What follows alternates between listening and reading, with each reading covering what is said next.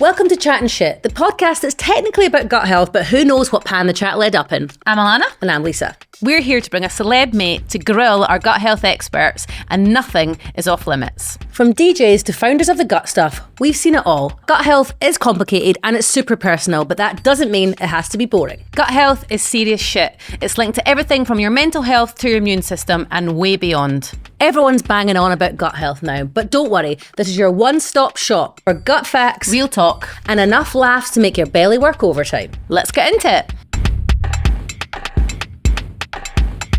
This week, we're diving into gut health in your 30s because turns out you can't quite live off crisps and late nights like we used to. So you might know Nas Majeed from Love Island. He's now a presenter, but there's way more to him than poolside banter and cheeky chats. He's got a degree in sports science. You could probably be the expert as well. Plus, you were a builder, so you know how to keep your body in tip-top shape. Yeah. You're about to turn 30, and when you came and said, I'm about to turn 30, oh, that's old, us three were like, yep. Okay. Yeah, I really should have read the room before I said that. Yeah, that was bad. The room or the forehead wrinkles, you could have known. No, you look amazing. No, I thought you were all younger than me. Well, we've had some help.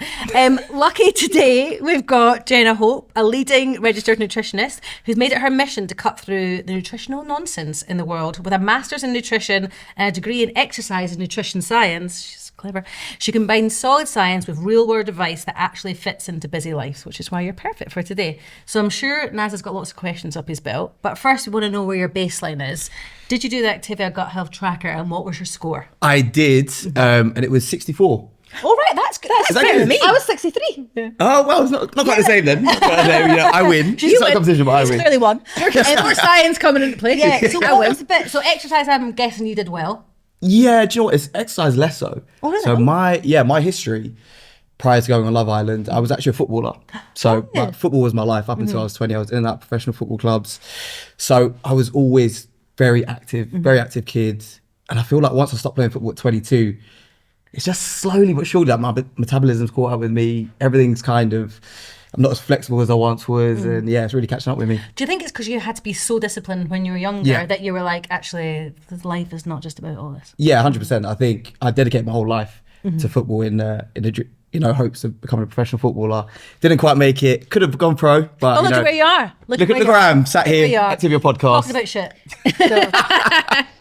I know where I'd rather be. You know what I mean? So yeah, I think it's just kind of, like you said, it's caught up with me. But that's the thing about, like, you know, I think as we all, when you know, in a couple of months' time, whenever it is that you actually turn 30, you'll know. 2026. A change let's not rush the process. So you've got another year, honey. You've got another freaking year. Why are we here? What else can we talk about? How fun your 20s are. I'm actually 22. No. But your gut health can decline as you age. Amongst other things, it really can, and I think it can be a bit of a shock because our microbial diversity declines, our metabolism declines, so that's not good when it comes to weight management, but also that has an effect on our ability to process and metabolize our food, which is going to have a knock-on effect on our microbes.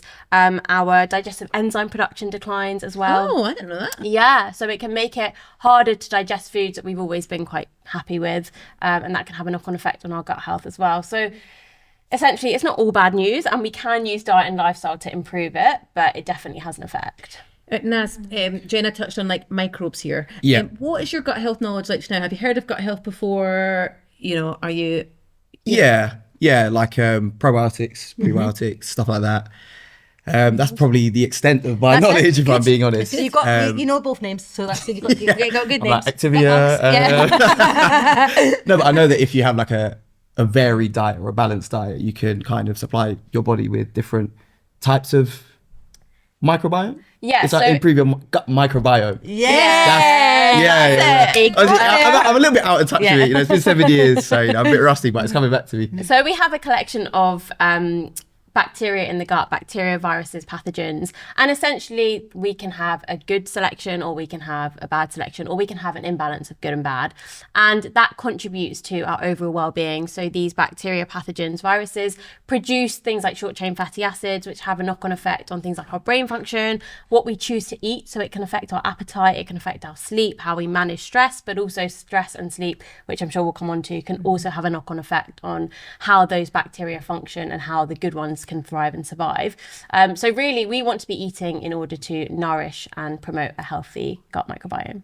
It's crazy, isn't it? Because I think a lot of us come into health in general, and we all know this because we used to DJ on Love Island as well, that when the audiences that we were DJing to were thinking about it from an aesthetic, you know, you can't get over the fact that everyone looks great on that show. You know, it's just fact. But I think a lot of people's route into health and gut health is through aesthetics. Have you found that? Yeah, for sure. Well, I think, like I said, prior to going on Love Island, because my whole background was in football, sport, health and well-being, I think I was training to be functional.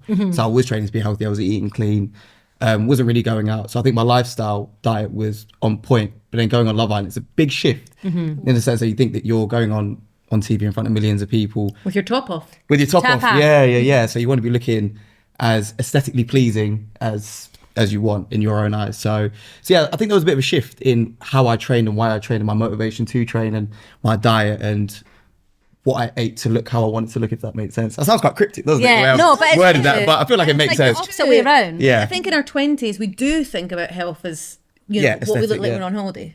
Let's all be honest with ourselves. And I think actually most of the population still think like that when they think about health. And health was just for us like not being ill, you know, and, you know, being healthy was, you know, what we looked like on the outside before going on holiday. And I think that shift of thinking about the inside out rather than the outside in is one that is still ongoing. Yeah, for sure. And I think what's interesting as well, like as I'm creeping up to my 30s, I think because I was creeping. I thought it was like tomorrow, Pat. creeping. Sorry, but I'm crawling there. But I think like knowing what I was, not like I was Cristiano Ronaldo, like an ultimate athlete, but knowing how I used to function, you know, that's now my marker for what I want to be like now. So it's like, I used to run 5Ks in this time, but now I'm struggling because I don't eat as well. I don't train as well. So it's almost like I'm shifting back from functional to aesthetic, back to functional again, as I'm creeping up to my 30s. Because I can feel like I was saying to you earlier, like every morning I wake up, like my back hurts, like my legs hurt because like my glutes are like so tight. So I just feel like I'm shifting back into that actually healthy from the inside. Yeah, I think that there's a fine balance as well, though, between like eating for aesthetics and eating for health, because often people think that eating for aesthetics is eating for health. But actually what we find is people tend to go on restrictive diets, tend to cut out loads of foods, and that can really have a negative effect on your gut microbiome. So really, we want to be moving away, as you say, like it's much more about that functional aspect of our health and our well-being rather than just focusing on aesthetics. Yeah, sure, the two can come hand in hand, but in a really balanced way. I think it's important. And I think it's quite extreme, isn't it? Like people like just having mince and Tupperware and the same thing, you know, like putting mince and Tupperware for 3 weeks and just having that and that's it. Yeah, and it's like, you know, it's quite an extreme way to think about it. Is there a world where you can have both? You said that sometimes they can go hand in hand. Like, can we look after our microbiome and also, you know, think about our weight as well? Yeah, for sure. It comes down to balance, it comes down to diversity and making sure that we're living a lifestyle that is one that favours our gut microbiome. So focusing on things like sleep, stress, not consuming too much alcohol. Boring. Yeah, I know, sorry. But I think, you know, when it comes to the aesthetic side of things, we do have to be careful, because what I see in clinic often is people who've really focused on aesthetics and actually they're really causing a lot of damage for later down the line. So it's not just what you're doing there and then, oh, you'll just repair it. You know, once you're out of this aesthetic phase, that really can have a knock-on effect for later on in life. Yeah, did you go through like any restrictive phase? Have you got any pals that are just having mince and nothing else? Well, like I said, like in the build up to going on Love Island, you kind of what was your prep? What was my prep? So I was training probably like 4 times a week, which is quite a lot for me, especially going from like I said, it was only when I was younger that I was training that often. So going maybe like training 4 or 5 times a week at the gym, doing a bit of everything. But then it was mainly my diet that really changed. It was not cutting out carbs, but really restricting carbs. I know that obviously carbs are vital for like, you know, your brain function and whatnot. So I'd never actually cut out carbs entirely. But yeah, just like really restricting them. Maybe like a lot of chicken salad, avocado. I was so bored of eating it. I was doing that for 3 months in the build up to going on. But then as soon as I came out, listen, Morley's, if you're listening, like Morley's chicken wings, which I was just waxing off every day, like day in, day out, every day. What do you eat in the villa? Like, what's available? They actually, it's very healthy, actually. Is it? Very You'd healthy. imagine, because nobody would go on otherwise. Yeah, it's like, well, it's like they cater for you for lunch and dinner. So it was like lean meats, vegetables, just pretty clean, to be fair. Like they kind of restricted the chocolate restricted the snacks as well. So yeah, everyone was in good shape. And to be fair, a lot of us in the shits as well. Yeah.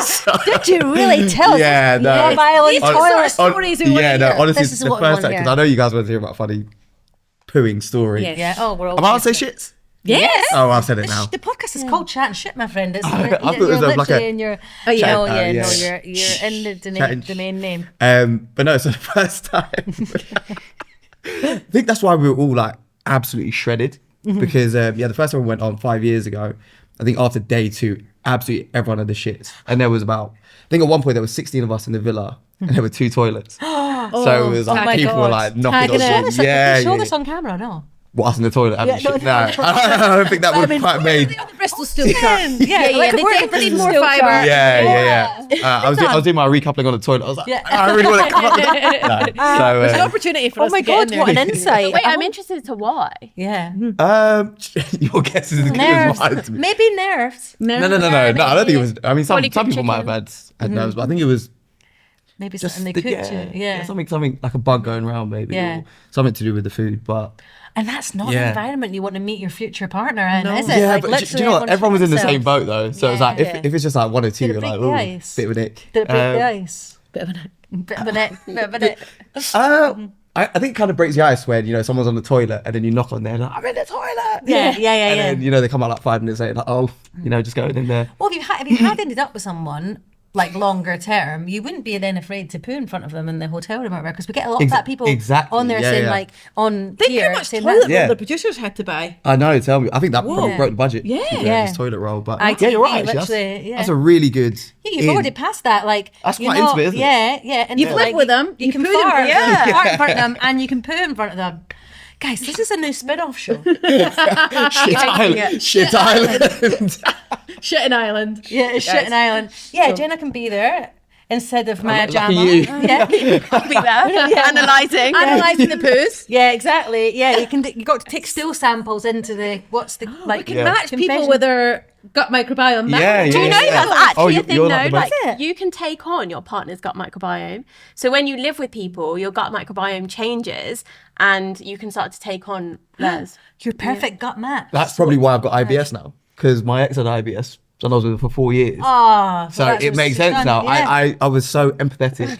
I was like, let me took take on on. your IBS. Yeah, exactly. Yeah, I'll take on your IBS as my IBS. Let's take it on. Right, and also because you can exchange microbes kissing as well, can't you? So Yeah. that in the villa, everyone would have been, because you can exchange microbes. So we all would have had like one That's probably where the microbiome. bugs started But, going but wrong. aside Yeah. from that though, even just with like general housemates, there's research to show that you do shift your gut microbiome depending on who you live with. So pick your housemates wisely. Yes, wisely. Yeah.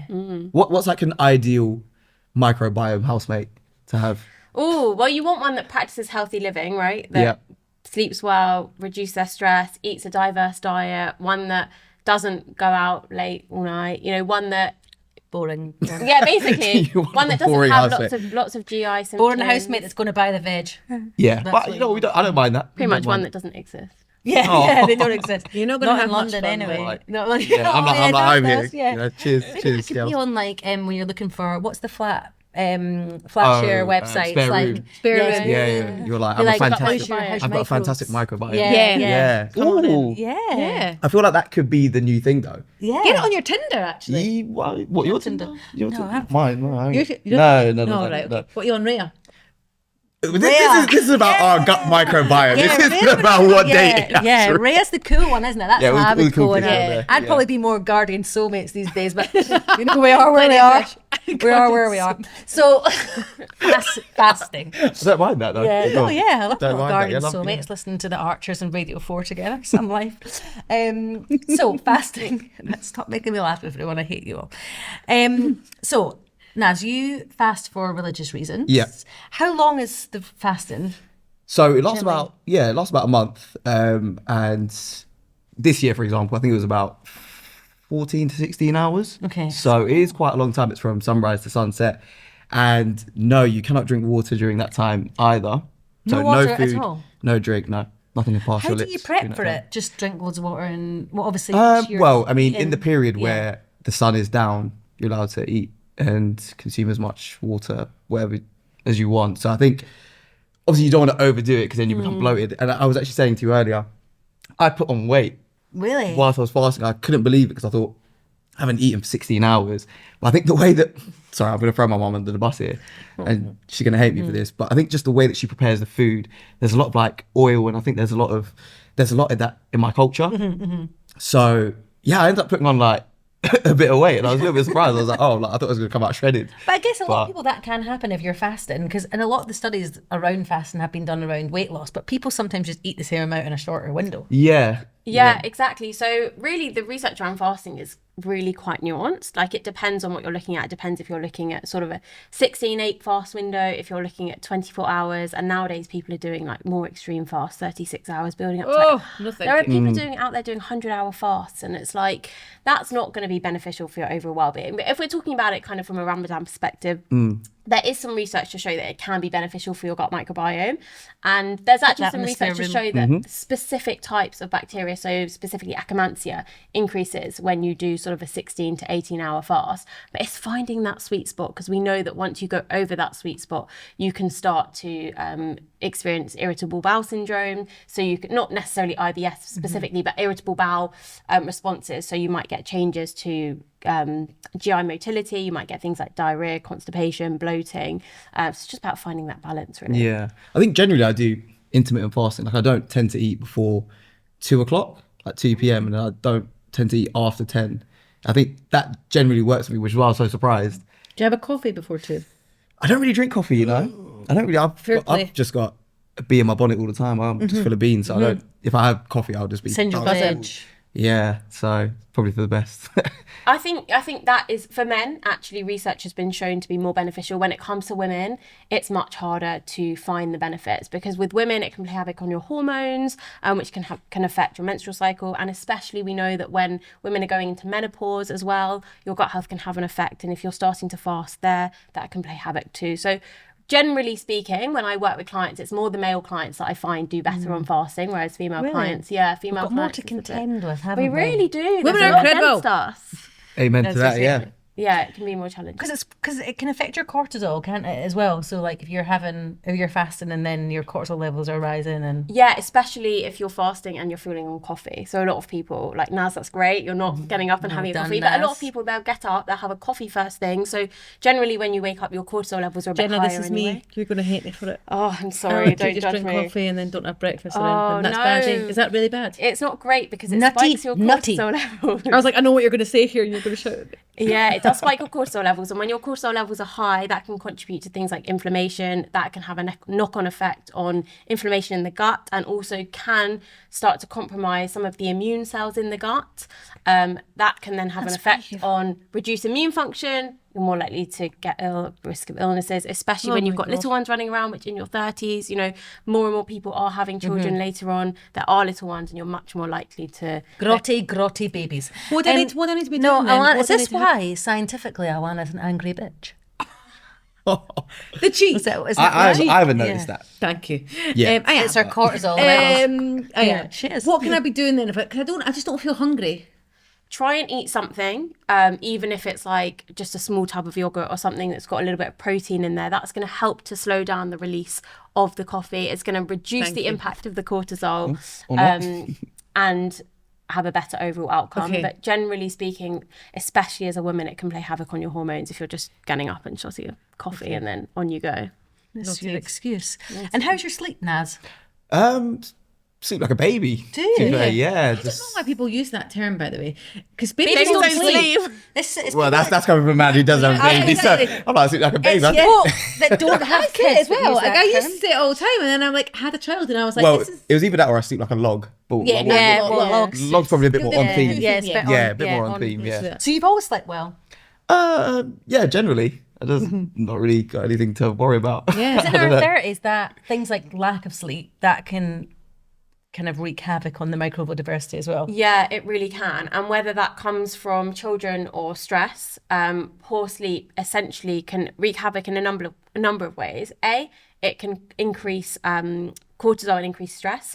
But B, we find that when you sleep badly, you're much more likely to crave higher sugar foods, and high sugar and the gut microbiome don't go hand in hand. No. So we know that consuming lots of sugar. Oh, you got me now. You got me now. Oh, I really sussed you out. I got, yeah. Now I just been here like, yes, so a fast. Yeah, I'm the perfect human. Sugar. But I've got the sweetest tooth. Yeah. Honestly. What's your fave? Just put anything in front of me and anything with sugar in it and I'll eat it.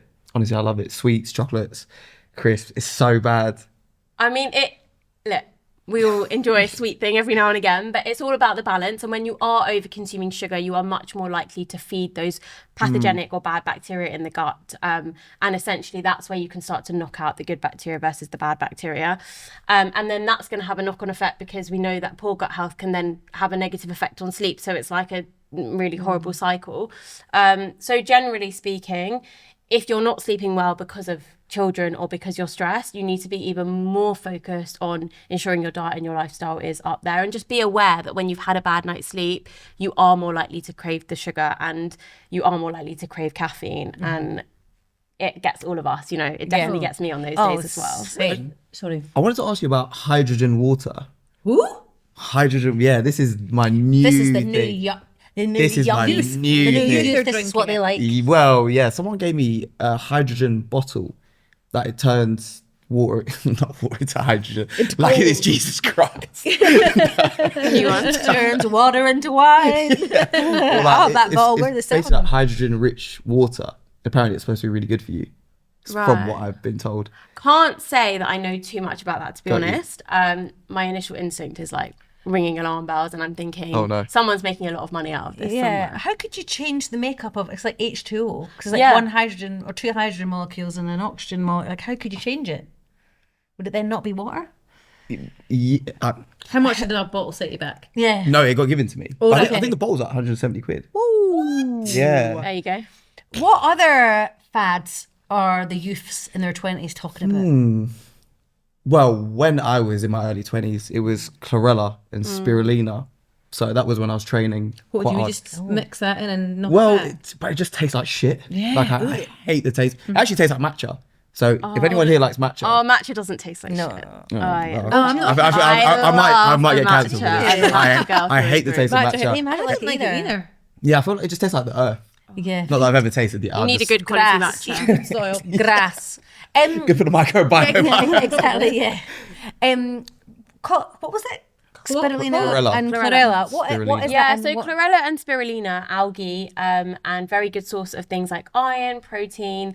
But the thing is they are expensive, and most of the people taking them really should just be focusing on consuming whole foods. A green powder is never going to replace what a whole food diet can do. And if you're not nourishing your gut microbiome, then doesn't matter what you're taking, you're not going to be able to absorb and utilize the nutrients efficiently. So say, for example, in your case, you're training well, they can be a good source of antioxidants, which is particularly important. If you are training, you are going to be producing more free radicals, and those antioxidants can essentially help to reduce the effects of free radicals, which would normally be running around the body, causing havoc, contributing to cell damage and cell death. So antioxidants can help to reduce that. But day to day, it's not something that you need to be consuming in order to sort of be healthy per se. I think it's much more about eating your beans, eating your vegetables, and spending money and time on real whole foods and not kind of superfood powders. 70 quid for a bottle of water. I know. I couldn't believe it either. Daylight robbery. Yeah, I couldn't believe it. But, if it turns me into the ultimate athlete, then, I'll be laughing. Anything else? So let us basically, know. swap your spirulina for a kidney bean. That's as long and short of that. Also, a plant-based diet. So there was a documentary a few years ago. Was it Game Changers? Yes. Yeah, so I actually watched It was made by a food company. I actually watched that just before I went into the villa the first time round. Really? And I remember being with my chaperone like, bro, let's go vegan. And then we went to like the McDonald's equivalent of a vegan restaurant. We were just like eating a burger there. But I thought this could be my new thing, going vegan. Look, I think eating more plants is definitely a good thing. It's good for your microbiome. It's a very good source of fibre, which can help to leave you feeling fuller for longer, so prevent overeating. But really, a lot of vegan products nowadays are full of emulsifiers, preservatives, salt, sugar. Essentially, they're ultra-processed foods. So I think it's really important to be focusing on whole foods. And also for some people, when they do go vegan, they are at really significant risk of nutritional deficiencies. So specifically women who cut out things like red meat and fish and eggs and dairy. they are going to be at a greater risk of things like iron deficiency, B12 deficiency. I'm not saying that you can't be nutritionally replete on a vegan diet, but you have to be so much more careful, and you really have to prioritize your meals. It's much harder. But, you know, nowadays everything is labeled as vegan, and I really want to highlight that just because it says it's vegan, it definitely doesn't mean it's healthy. Well, I think that's the problem with like trends, and when things start to get commercialized, people get the wrong, because most people were vegan for ethical reasons. And then when people don't, you know, the choices, or they've not educated themselves as to why, they can be susceptible to all sorts of nutri-nonsense and labels and things that they think something's healthy when your sausages are full of shite. Exactly. And I think the other thing with it is I see a lot of clients in clinic who've been vegan for sort of 10 plus years, and then they come in and they're like, actually, now I've decided that it's not right for me. I need to start introducing animal products. I need to start eating more dairy, fish. From an ethical perspective, you can't argue with it. You know, I totally understand it. I totally respect it. I think from a nutritional perspective, it's not necessarily the healthiest diet. And if you're buying good quality meat, good quality eggs and good quality dairy, then that's what you need to focus on. And maybe it's just about consuming less, but better quality. I just wanted to touch on, because I know you're obviously both passionate about sports, and, you know, you see a lot of people online, like say bodybuilders, for example, they're absolutely shredded. Is it possible to look after your gut health and get that shredded? Because, you know, people, you see them, they're so, you know, you could chisel wood on them. Oh, so you see my profile? Yeah. That makes sense. Yep. Watched it twice and all that. But like, you know, like, and they're probably just like having loads of protein, dehydrating them. So I don't know what you have to do, but it doesn't you go in sound these little like tents, can't you? Like a dehydration tent. like Stuff with jockeys water, do. But like, it doesn't sound to me like you can get like that with a beautifully diverse, abundant gut health diet. No. So to get to that level of very, very low body fat percentage, really you are going to be on a very restrictive diet. You are going to be doing extreme things like not drinking water or going in dehydration chambers or whatever it is.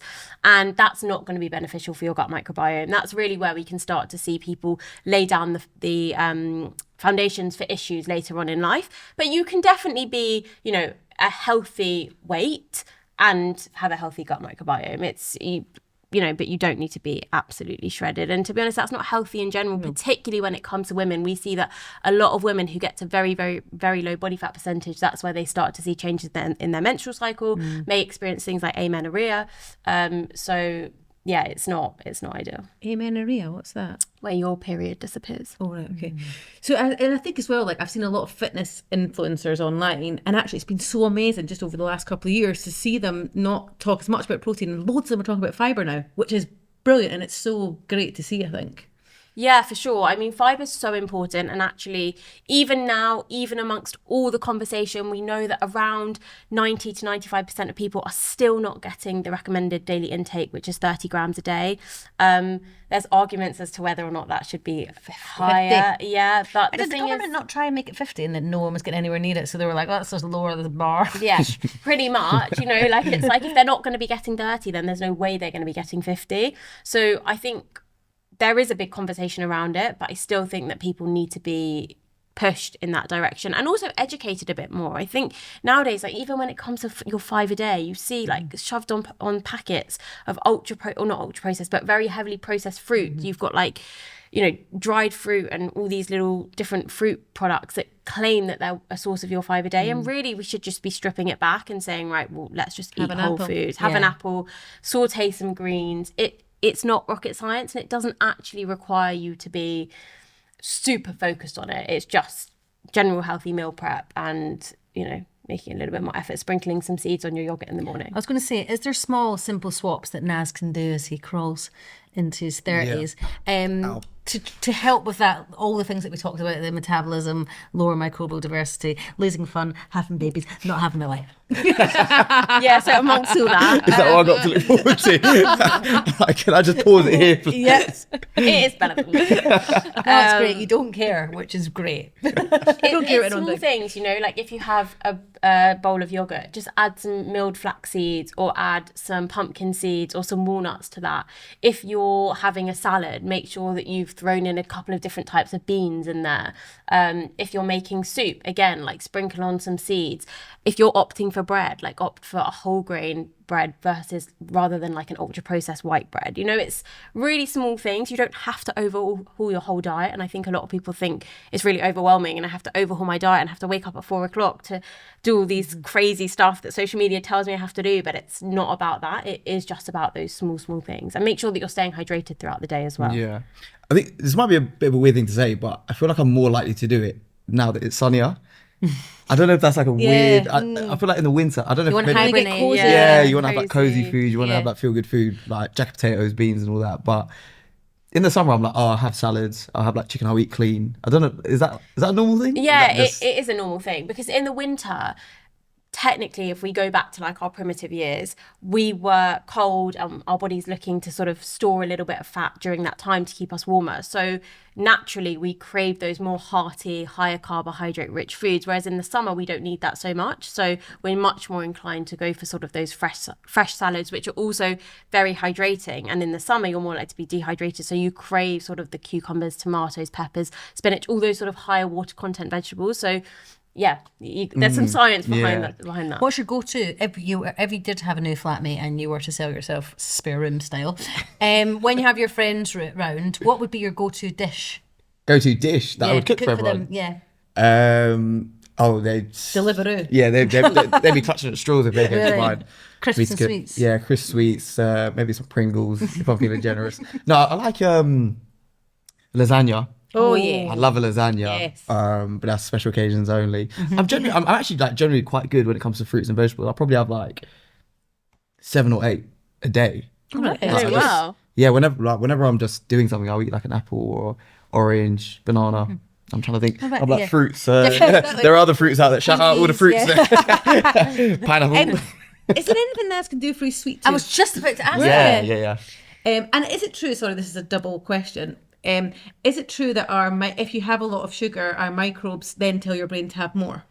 Yes. Yeah, for sure. So essentially you're feeding, I'll start with that one first. Yeah. Essentially you're feeding the bad bacteria, as it were, and they're going to start to overhaul and take over your gut microbiome. And then they're going to speak the loudest, and the gut-brain connection enables them to speak to each other, and your gut microbes can drive massively into what you choose to eat. So for sure, they're going to say like, I like sugar. Hey, come feed me. Give me chocolate. Chocolate. That's the one's going, Chris. And in terms of what you can do for your sweet tooth. So, Sorry, I'm a bit peckish. You said. Naz is like, where's the snacks? In terms of for your sweet tooth, so generally opting for things like dark chocolate. I'm sorry, it sounds so boring, but honestly, I'll actually eat any chocolate, really. It doesn't matter to me. Dark Go for the chocolate, dark. Certain percentage, once it gets over that percent, is better. So 80% is generally ideal. Really? Quite tangy, isn't it? 80%. Really? That's Where I draw the line, actually. 79 is where I draw the line. Sorry. So you can train your taste buds. So say You for could do a example, wee if you mixed think- bowl. Some 80%, some a wee milk chocolate. Like you could start off with a wee mixed. You never bowl. know what you're gonna get. Yeah. So I think Hoping to not get the 80%. Yeah, exactly. I'm like picking around. Was it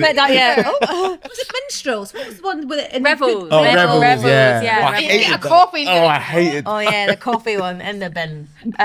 So slowly, if 80% is too much for you, then slowly you can increase your percentage to work your way up.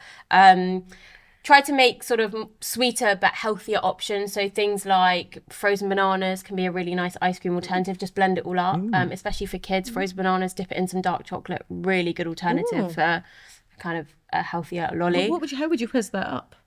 In a blender. All right, blend So it. So it's like ice cream. like an ice cream. That's what Jenna said. All right, no, but Is it because you've not eaten today? Utensil to Your use. brain needs to kick in, So hun. you just put it like in a NutriBullet. Frozen bananas? Yeah. Yeah, you could Yeah, do. well, it So turns it out like ice cream. depends. Depends. Yeah. Basic I question. thought you needed an ice cream maker to make ice cream. No. So if you've got a very high speed blender and it can withstand frozen bananas, just chuck the frozen bananas in and it will whiz it all up. If you want sort of a creamier texture, you could add a little bit of peanut butter, really nice, and a splash of vanilla extract. Ooh. Perfect. Hello, summer. And if you say you don't have a blender, you can literally get a whole banana, peel it, put it in the freezer and stick it on an ice lolly stick and then dip it in dark chocolate and put it back in the freezer. So small things like that, Some dried fruit can also help. So a little bowl of mixed dark chocolate with some dried fruit in there is helpful. Trying to get your protein in. So say, for example, you're having an apple, have it with a little bit of peanut butter. That's going to help to slow down the release of the sugars. Greek yogurt with a little bit of cacao or cocoa powder and some honey. Much better option to like a classic. Activia involved. Lisa, you put something on Instagram the other day. What was it? It looked quite nice. A sweet treat. Dates with almond butter in the side there. Yes, that's really good as well. Yeah, that's a full middle class swanky snack in it. But, they're good. Yeah, dates open like a little jacket, almond butter, shut them back up. Wow. Yeah, a lot of preparation there. The gut stuff. It was a labour of love. Yeah, so delicious. Yeah, our fibre bars. Yeah, we'll give you some of them. Will any of those snacks be making your Scooby snack lists? So I mean, dates are like a huge part of my culture as well. So when we're fasting, like that's how we break fast. Oh, isn't with it? Dates, yeah. But there's quite a lot of calories. They are quite high in sugar, but they that's what was catching up with me. Natural sugars. They do have some fibres that will help to slow down the release, but it's about moderation though. I also was ask you about like natural sugars. So just generally in fruit, there's a lot of natural sugars. Is that good, or can that be excessive? So balance and moderation always. I'm not going to sit here and recommend that you eat 20 bananas a day, for example, but generally speaking, if it's in a whole fruit, then that's absolutely fine. So the fibre in the fruit will slow down the release of the sugars. Once you shove the fruit into a juice, you've essentially extracted all the fibre and you're giving yourself a really large sugar hit. And also, you might eat one apple and feel content, but if you're going to have an apple juice, it's going to have at least sort of 3-4 apples in there. So the sugar content of that is going to be significantly higher. I've never thought of it like that before. So is a smoothie not that good then? A smoothie is better than a juice. But it depends what you're putting in it. So if you're putting in like banana, strawberries, oranges, mango, and you're whizzing that all up, that's going to be quite high in sugar. But if you're putting in some oats, a banana, some peanut butter, some yogurt, and some milk, that's a great breakfast. Got you. Can you just touch on what the fibre releases the sugar slower? Yeah, so essentially let's take, for example, apple juice. You'll drink the apple juice and the sugar can go straight into the bloodstream. It can spike your blood sugar levels and quite high and come crashing back down. When you have fibre, so even say, for example, in a smoothie, that spike is going to be slightly lower because the fibre, if you think about it as like a tube, if you're just shooting through sugar, that sugar can go down quite quickly. Once you add the fibre takes longer to digest. So that's going to slow down the whole digestion process even. And therefore, the sugar's not going to be released into the bloodstream as quickly as if you didn't have the fibre.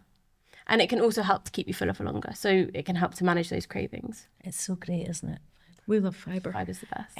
So Naz, we've actually busted quite a lot of myths, but we do on the show have a little section called Full of Shit. Yeah.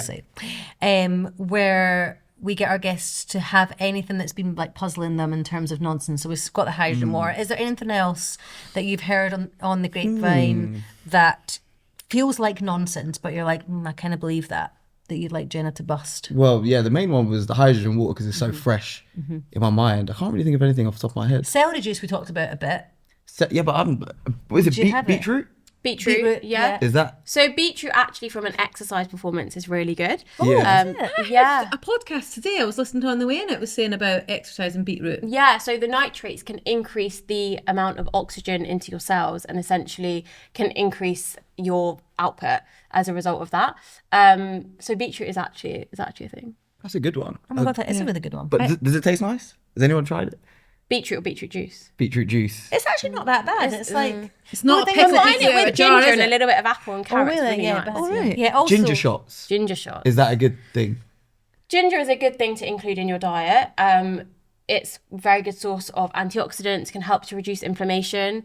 Just taking ginger shots alone, again, like it's not going to overhaul your whole diet. It's not going to revolutionize your health. It might wake you up a little bit because there's a zing there and you're like, oh God, that was a hit. But other than that, it's not necessarily something that you need to be spending loads of money on. You can't boost your immunity in any way. Yeah, it's definitely not there to boost your immune function. Got you. Because I feel like whenever I go to like a supermarket, I'll see something advertised, like a ginger shot or some kind of fat, and I'm like, oh, let me try it and see how I feel for the next week. But I don't tend to feel that much different. No. So there you go. But I thought maybe it's just me, but it's good to hear it from an expert. Yeah, one thing I'd love your opinion on, one last thing, is creatine. So I've started taking creatine, mainly for the brain elements of it, and you might have heard it if you were doing a lot of working out. What is legit, like, is creatine legit? Am I wasting my money? No, if you're buying a good creatine. So it's gummies. That's probably bad, isn't it? Yeah, no, it depends. Jenna's face literally. Actually, I am the worst pupil. No, but you know why? Because recently there was some sort of third-party testing that went on and looked at loads of creatine gummies and found that one of the brands had absolutely no creatine in the gummies. So essentially, eating sweets. The one I'm taking. And to be I fair, may as well be eating Haribo. Yeah, I'm not a massive fan of gummies as it is because I personally think that you're eating glorified sweets, essentially. But creatine from a performance perspective, there is some research to show that it really can help to support muscle mass and muscle growth. But you need to be doing the training as well. So some people think if they just take it. Sitting on my arse. From a brain perspective, there is some emerging research to suggest that it might be beneficial for brain health and cognitive function. But I think we do need more evidence before I can sit here and conclusively say. But definitely switch from gummies. It's just for me, like, it's fitting it into my day-to-day life, and I don't drink smoothies or juices or anything, so it's hard for me to have a powder. I don't have protein shakes, but a gummy, you know, it's quite easy. Sitting there, tastes good too. Yeah, but you can mix the creatine powder into water and just. It's a good way to stay hydrated. I'll give it a try. Exactly. For you, Jenna. Speaking of brain function as well, have you heard of, is it lion's mane? Yes. Is that good? Yeah, so there is some research around mushrooms. It can be really helpful. So lion's mane can be really good for cognitive function. Reishi, very good for reducing anxiety and promoting sleep. So I think there is some research, but again, I'd steer clear of the gummies and stick to the good quality powders. Okay, Alana, get your gummies in the bin, basically, in short. I've learned so much today. I'm a very bad pupil. I was just about to say, It's we probably always the best, end on something that each of us toddlers have learned. Yeah. So, Alana, what's yours? I mean, I'm literally going to change my whole life. Thank you, Jenna. Okay. I need you to WhatsApp me and keep at me though. You need to pay for our keep you clinic to do that, Alana. accountable. Yeah, I think less sugary drinks or less smoothies and stick to high fiber foods. For example, what are like high fiber foods other than fruits? Pulses, really good. Nuts, seeds, and making sure you're getting that diversity. So let's say one time you pick up walnuts, the next week pick up almonds. Same with beans and pulses. Just keep loads of cans in your cupboard. I think people often sort of snub their nose at like canned food, but actually canned beans and pulses are so convenient, especially if you're busy and on the go. You can literally add them into soups, to salads, to baked goods, and off you go. Brown pasta, brown rice. Keep your skins on. Yeah, I actually have that. grains, Though. skins on. Yeah, I have. It sounds like such a brag. I'm like, I have brown pasta. I have brown pasta. I was going to ask lentils. Yeah, lentils are good? great. 'Cause Lentils my are mum's very good obsessed source. with Yeah. dal. Great source of fibre. And things like dals and stews with chickpeas and beans, Yeah. really good. Oh, she's gonna be buzzing with that. I think you just need to move back in with your mum. This is the long No, and I'm short currently of it. with her at the moment. right, great. That's what I'm saying. So Yeah. for that month where I was fasting, like, because it's like my mum's love language is to feed Good. us. So it's like I can't even say no. I'm like, it's an insult to say no. Yeah. So yeah, that's what I'm blaming it on. Stay at home. Yeah, Never stay get at a spare home. room. yeah. Save your money. Yeah, I'm like, Mum, we need to sort out our gut biome now, if we're going forward. Yeah. Well, my thing that I learned was that you can take on someone's microbiome if you live with them. So yeah, let us know. interesting. Keep us updated, Naz, how the old spare room profile goes. And I do think you need to just change any bios that you have on other dating websites to Yes. here for the microbes. Yeah, I feel like it's going to be a trendy thing though. In like 2 or 3 years time, like, everyone's going to be like, oh, like check out my butt biome. Butt biome? Check out my butt. And that's currently my profile. Check out my butt. Check out my butt biome. Biome. Oh my God, that could be what the show's called. Butt biome. Our new Love Island for gut health could be called Butt Biome. Butt biome. Do you know what? I'm here for it. Yeah, okay. Right, Is let's do anyone it. commissioning it in the So, room? yeah, anyone? No, they're actually just on their phones. Yeah.